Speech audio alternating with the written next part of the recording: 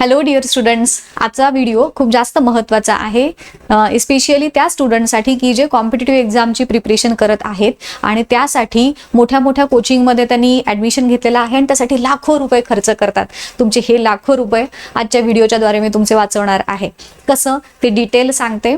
महाराष्ट्र राज्याच्या उच्च शिक्षण विभाग हा जो आहे त्या उच्च शिक्षण विभागामार्फत जे स्टुडंट्स UPSCची प्रिपरेशन करत आहेत त्यांच्यासाठी मोफत ऑफलाईन कोचिंग हे देण्यात येणार आहे. परंतु यासाठी तुम्हाला द्यावी लागणार आहे एक ऑफलाईन CET एक्झाम. मग ती काय आहे, त्याचा सिलेबस काय आहे, डेट काय आहे, कसं कसं अप्लाय करायचं, सगळी डिटेल माहिती आजच्या व्हिडिओमध्ये मी तुम्हाला सांगणार आहे. व्यवस्थित समजून घ्या. उतावळेपणा करून स्किप करून व्हिडिओ बघू नका, कारण काय होतं मग बऱ्याचशा तुमच्या प्रश्नांची उत्तरं त्या स्किप केलेल्या पार्टमध्ये निघून जातात आणि नंतर तुम्ही मला मेसेज करता की हे काय करू ते काय करू, असं होतंय तसं होतंय. वेअरॅज मी व्हिडिओमध्ये त्याबद्दल सगळं डिटेल सांगितलेलं असतं आणि तेच प्रश्न मला पुन्हा कमेंट्समध्ये येतात तुमचे. सो असं करू नका, शेवटपर्यंत व्हिडिओ बघून घ्या, जे सांगते आहे ती माहिती समजून घ्या. ही जी CET एक्झाम होणार आहे, जसं तुम्हाला इथं दिसतंय या CET परीक्षेचं हे आहे टाइम टेबल. याच्यामध्ये तुमचे ऑनलाईन अर्जाला सुरुवात त्यांनी सांगितलेली आहे 1/6/2026 ते 17/6/2026. मग तुम्ही म्हणाल 17 तारीख काल झाली, आज का सांगताय? बिकॉज ह्या जी ऑनलाईन अर्ज करायची तारीख होती ती आता एक्सटेंड झालेली आहे आणि 17च्या ऐवजी आता तुम्ही 30/6/2026 पर्यंत या CETच्या एक्झामसाठी अप्लाय करू शकता. परीक्षा शुल्क भरायची दिनांक जे आहे ते देखील मॉडिफाय झालेला आहे. परीक्षेचा दिनांक देखील 2 ऑगस्ट हे झालेलं आहे. हे थोडंसं चेंज झालेलं आहे, बाकी सगळी इन्फॉर्मेशन ह्याची सेमच आहे. त्यानंतर ह्यामध्ये सिलेक्शन कोणाचं होणार आहे, तर तुमच्या परीक्षेच्या लेखी जी परीक्षा असणार आहे आणि मुलाखत पण होणार आहे तुमची, त्या गुणांच्या आधारावर तुमचं सिलेक्शन हे होणार आहे. त्यानंतर अंतिम निकाल झाल्यानंतर प्रवेश पोर्टल जे आहे तुमचं, त्याच्यावरती तुमचं कोणतं सेंटर तुम्हाला पाहिजे, ज्या सेंटरवरून तुम्हाला शिकायचं आहे त्याची सेंटर तुम्ही ते नंतर चूज करायचं आहे. त्यानंतर ह्याची जी ऑफिशियल वेबसाईट आहे www.siac.org.in, तिथं जाण्याच्या आधी ही सगळी माहिती आधी बघून घ्या. इथं मी जे सांगते आहे ते तुम्हाला हे इंग्लिशमध्ये दिलेलं आहे. आता इथे चला. ह्याची वेळ 11 ते 1 अशी परीक्षेची आहे. इथं वेळ दिलेली आहे 19/7/26, पण 19 नाही, 2 ऑगस्टला तुमची ही डेट जी रिवाइज होऊन आलेली आहे ती 2 ऑगस्टला असणार आहे परीक्षा. आता प्रशिक्षण केंद्र आहेत, ही तुम्ही एकूण कोणत्या कोणत्या केंद्रांच्या मध्ये प्रशिक्षण घेऊ शकता, जे ऑफलाईन तुम्हाला प्रशिक्षण फ्री मध्ये मिळणार आहे. त्यासाठी जी ही केंद्र आहेत, मुंबई आहे, नागपूर, छत्रपती संभाजीनगर, कोल्हापूर एक आहे, नाशिक आहे, अमरावती आहे, यशदा जे आहेत पुण्यामध्ये, त्यानंतर PCMC मध्ये आहे म्हणजे पिंपरी चिंचवड ह्याच्यामध्ये. एकूण 510 केंद्रातील प्रवेश क्षमता असलेली एकूण केंद्र ही एवढी आहेत. त्याच्यानंतर प्रवेश परीक्षेच्या बद्दल जी CET होणार आहे त्याचा सिलेबस वगैरे कसा असेल, 250 मार्कांची तुमची परीक्षा असणार आहे. या परीक्षेमध्ये तुमची जी पूर्व परीक्षा असते UPSCची प्री एक्झाम जी असते त्याच्या धर्तीवरती तुमची एक्झाम घेण्यात येईल आणि पेपर 1 आणि 2 असा स्वतंत्र न घेता एकाच ह्याच्यामध्ये पेपर 1, 2 तुमचा सिलेबस जो आहे तो इन्क्लूड केलेला असेल. याच्यामध्ये सामान्य अध्ययन 50 प्रश्न आणि भाग 2 कालमापन चाचणी वगैरे जो आहे तो 40 प्रश्न असा या पद्धतीचे, म्हणजे सामान्य अध्ययनवरती 100 गुणांचा पेपर असेल आणि जे तुमची कालमापन चाचणी भाग 2 वरती 100 गुणांचा असे 200 आणि वरती तुमचे जे आहे ती तुमची मुलाखत ह्याचे मार्क्स असणार आहेत.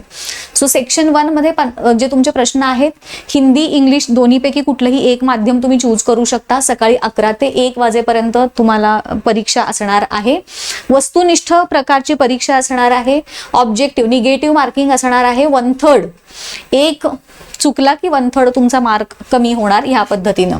सेक्शन 2 मध्ये सामान्य अध्ययन आहे, त्याच्यासाठी सुद्धा हिंदी इंग्लिश 2 तुमचे हे आहेत.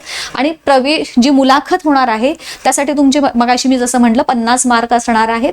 आणि ते सगळं तुमचं सिलेक्शन झालं हे लेखीमध्ये की मग तुमचं सिलेक्शन मुलाखतीसाठी तुम्हाला बोलवण्यात येईल. ठीक आहे. त्यानंतर शैक्षणिक पात्रता काय असली पाहिजे? पदवीधर मिनिमम असला पाहिजे. तुम्ही जे पदवीधर आहेत तेच हे प्रिपरेशन करतात ना, सो बेसिकली हे पदवीधर असले पाहिजेत. आणि तुमचं वयोमर्यादा खुल्या वर्गांसाठी 21 ते 32 आहे.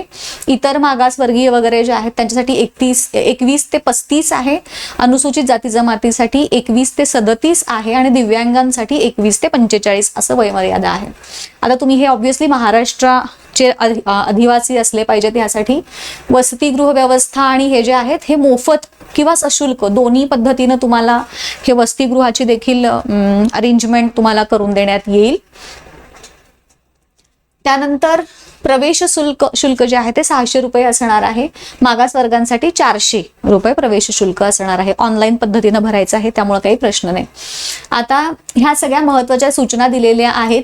परीक्षा ही महाराष्ट्रातच घेतली जाणार. पिंपरी चिंचवड वगैरे जे आहेत तिथं त्यांनी पिंपरी चिंचवडचा रहिवासी दाखला तुम्हाला द्यायचं गरज आहे. जे स्टुडंट्स PCMC संचलित सावित्रीबाई फुले अकादमीमध्ये प्रवेश घेणार आहेत त्यांच्यासाठी तो पिंपरी चिंचवड महानगरपालिकेचा स्थानिक रहिवासी दाखला तुम्हाला द्यायचा आहे. हे काही महत्त्वाचे पॉइंट्स आहेत, ते देखील वाचून घ्या आणि समजून घ्या.